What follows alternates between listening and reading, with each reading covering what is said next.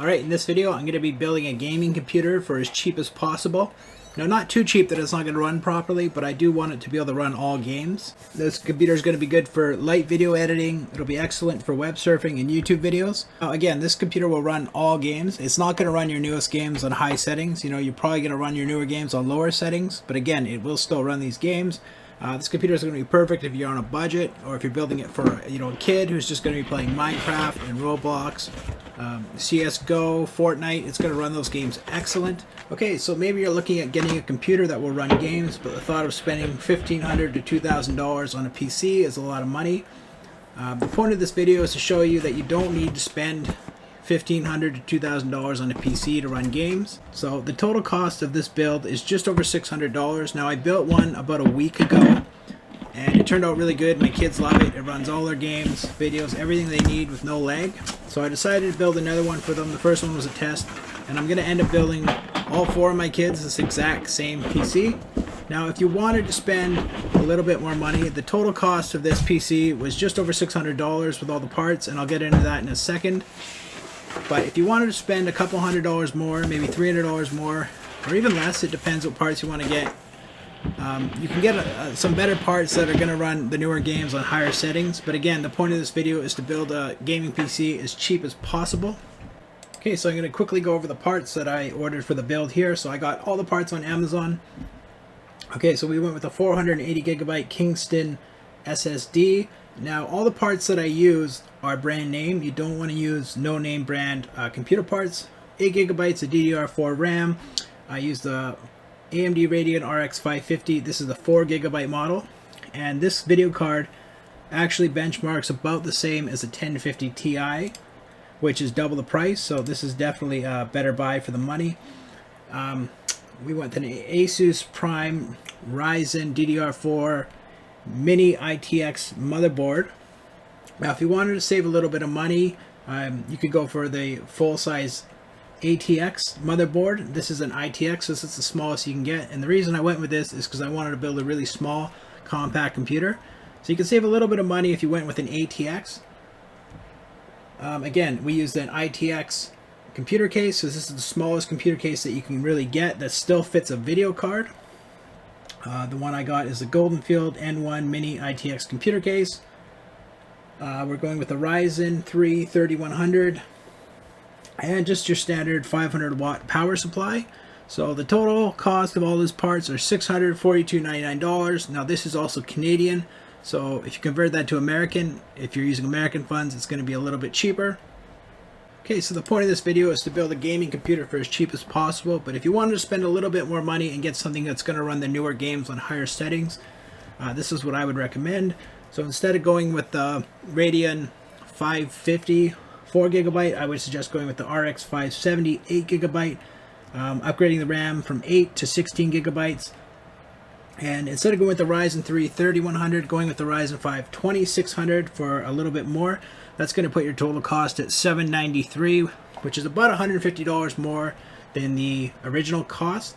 So if you wanted to get something even a little better than the Radeon 570 8 gigabyte, your next step up is going to be the 1660 Ti. So if we add that to cart, that's going to put our total at just under $1,000 now. Now, this will run newer games on high settings, but the 578 gigabyte will be fine. Again, the point of the video is building a gaming computer for as cheap as possible. Okay, so I got all my parts here.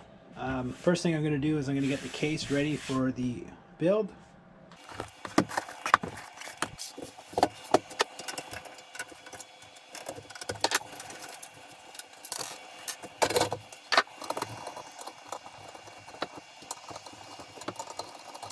So this is what's going to hold our hard drives.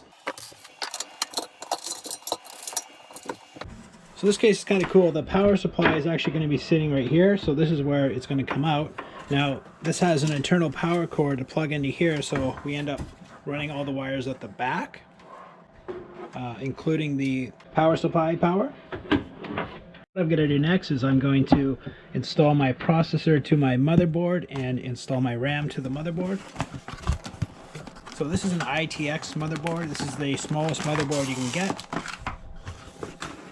Now keep in mind, doing this build with an ITX case and an ITX motherboard, It's a little bit more difficult than it is with a full-size ATX. You can see, being an ITX motherboard, how small it is. First thing we're going to do, because we're using the stock cooler with the processor, we're going to take off these clips.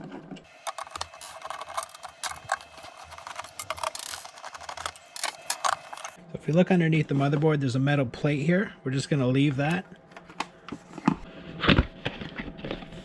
So this processor does come with a stock cooler. Now the higher end processors, to my understanding, do not come with stock coolers. So here's the processor. Just carefully grab it from the side. Okay, I'm going to install my processor to my motherboard. So we'll lift this up, and then if you look on the processor, there's a little tiny arrow. And we'll line that arrow up with right here. And that sits perfectly in place, and then we'll make sure it's down, and we'll just close this. Just quickly inspect it to make sure that it's sitting flat. Okay, now we'll install our cooler.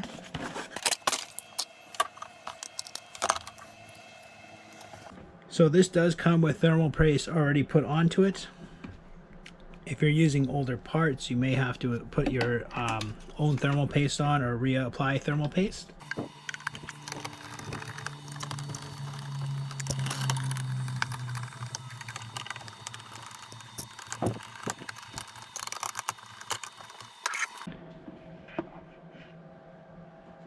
We got our CPU cooler installed, and we have to plug that in now. So if you look at the booklet here, it says CPU fan. So we're going to plug that in there. Alright, now we're going to install our RAM. Okay, got our RAM installed. We got our CPU cooler, and RAM installed. We're going to put the motherboard in the case, but before we do that, in this case, I'm going to hook up all the wires to the motherboard. So if you have a look at the case right here, it's got a bunch of wires sticking out.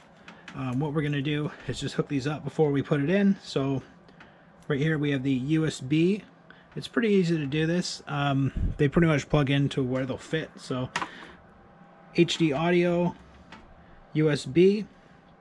Now if you have a look at these, you'll see they have different pin connectors. One of the pins is removed, so you can't really plug it in wrong. I would definitely just read the manual, make sure you are plugging it into the right spot though. And these little wires here, so we have the power switch, reset switch, HDD, LED. These are the buttons that turn on your computer. Switch wires are probably the most difficult ones to hook up, and I'm going to do that first. So if you look on the motherboard here, these little pins actually say right in front of it where these all go, and these are labeled. So I'm going to install that right now.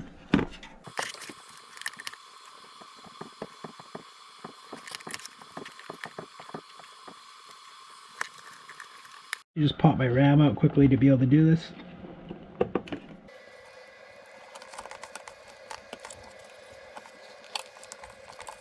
Put our RAM back in.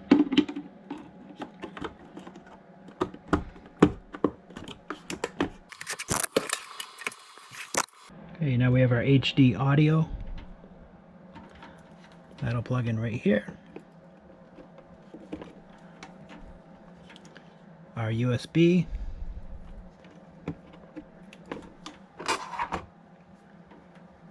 And our USB 3.0, which will actually plug in over here.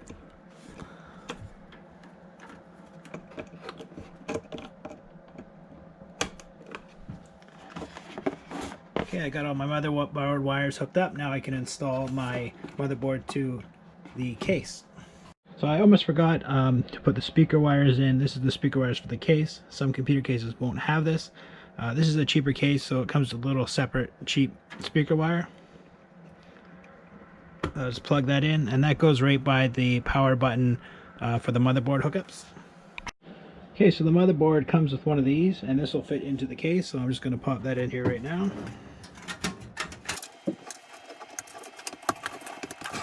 I'm going to install the motherboard carefully.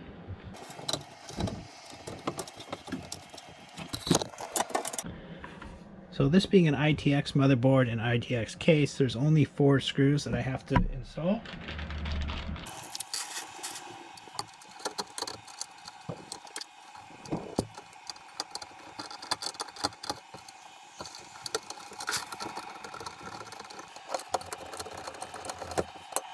Okay, so I got the motherboard installed. Now I'm going to install the video card.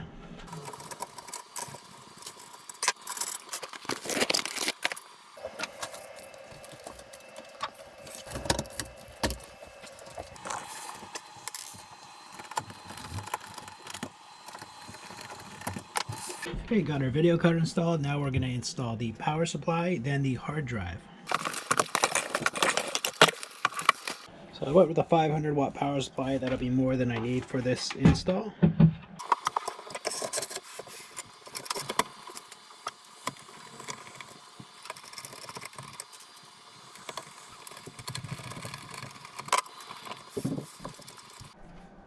Once we got our power supply screwed in, then we're going to plug all of our wires in.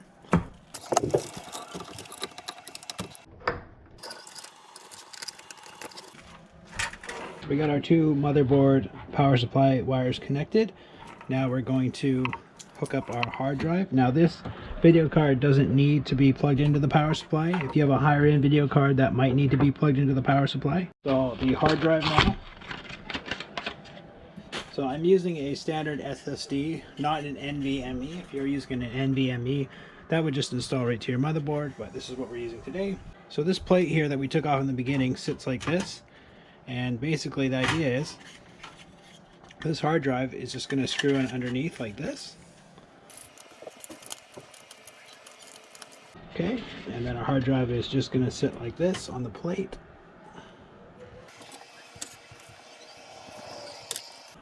So we're just going to hook up our hard drive cable to the motherboard.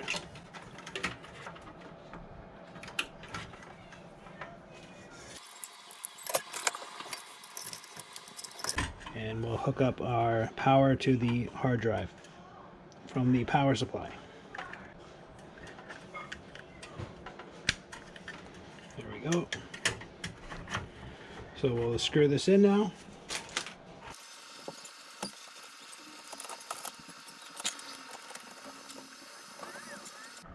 There's one more thing I'm going to install. It's just a fan to blow some of the hot air out.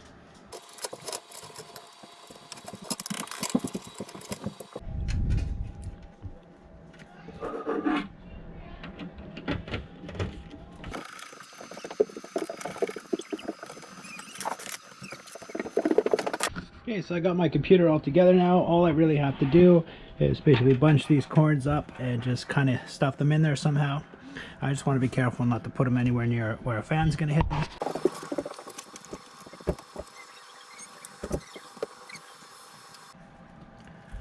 So you can see it's a lot of cords out of this hard drive. If you buy more expensive, some of the higher end hard drives, the cords are interchangeable and pluggable, so you can remove the cords you're not using. But this is fine. Okay, now that we got our computer all together, I'm going to put the cover on.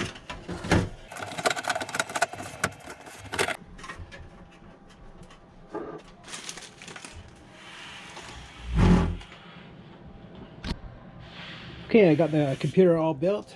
I'm going to hook it up and install Windows right now. As you can see, it's a really compact case, super small. This will fit into a nice little small area. I just finished building the second ITX Mini gaming computer here. I just hooked up the new computer, just booting it up right now. Alright, booted up fine. I'm just going to install Windows now. I've built 2, these are both identical. I'm just waiting for this one to finish doing some updates and I'm going to jump on and see how it runs. And I'll just put a can of Coke up there so you can see how small it actually is.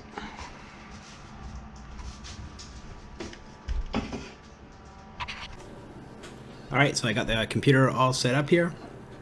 I do need to activate Windows, so I'm just going to go onto eBay. See, the computer is running very well. So to buy a Windows 10 license key, you can go on eBay, and anywhere from $5 to $20 you can buy a legitimate license key. They do work. I've used them in the past.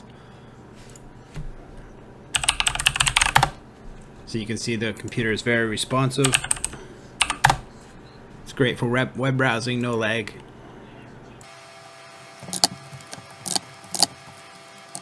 So you can see even with multiple windows open, it's still running very fast, very responsive. So I'm just going to try watching some videos on YouTube.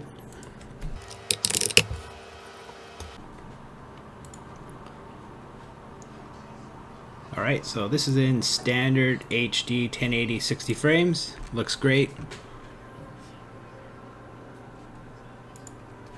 Now I'm going to try watching in 4K in a second here just to see how it runs, and just to show you that this will run videos. You can watch videos in 4K.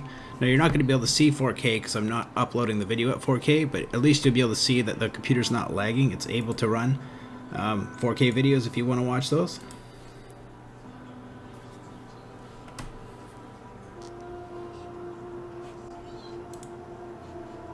So this is in 4K at 60 frames a second.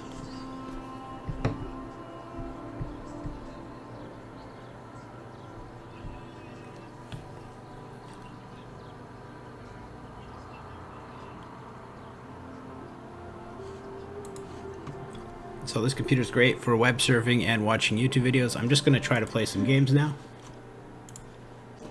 Okay, I just finished updating or activating Windows. And it's really a good idea to go on eBay and to buy one of those keys, because if you go onto the Microsoft website, it's anywhere from $100 to $200 to buy an actual copy of Windows. So I'm just going to try a couple games out here. Alright, so let's jump into some Minecraft. So I was having some issues recording with Movavi, so I'm just going to record basically just with my GoPro. So I'm just playing some Minecraft here. As you can see, it's running really well. No lag at all.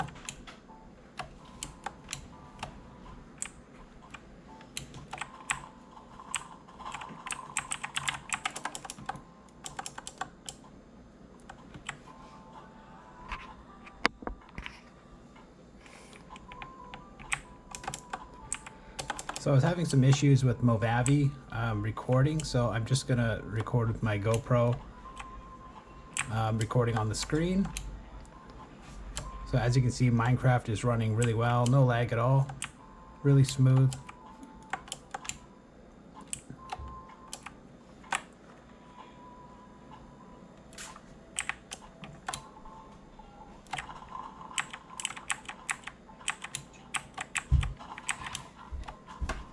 Okay, I'm just going to jump into some CSGO. So as you can see, CSGO is running really well, no lag.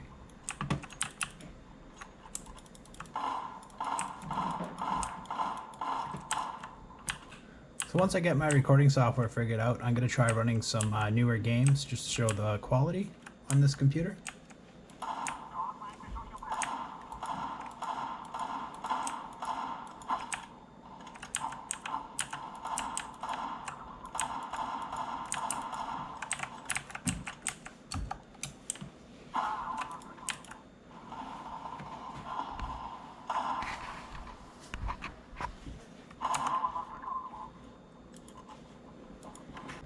So I'm just going to try a BeamNG drive out here.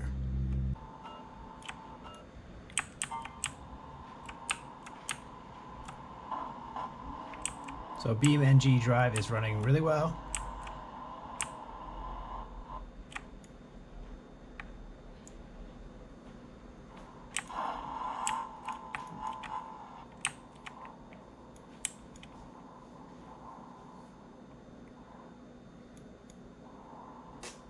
So again, in my next video, I'm going to try to get my recording software figured out, and I'm going to try playing some of the newer higher-end games and seeing how they run.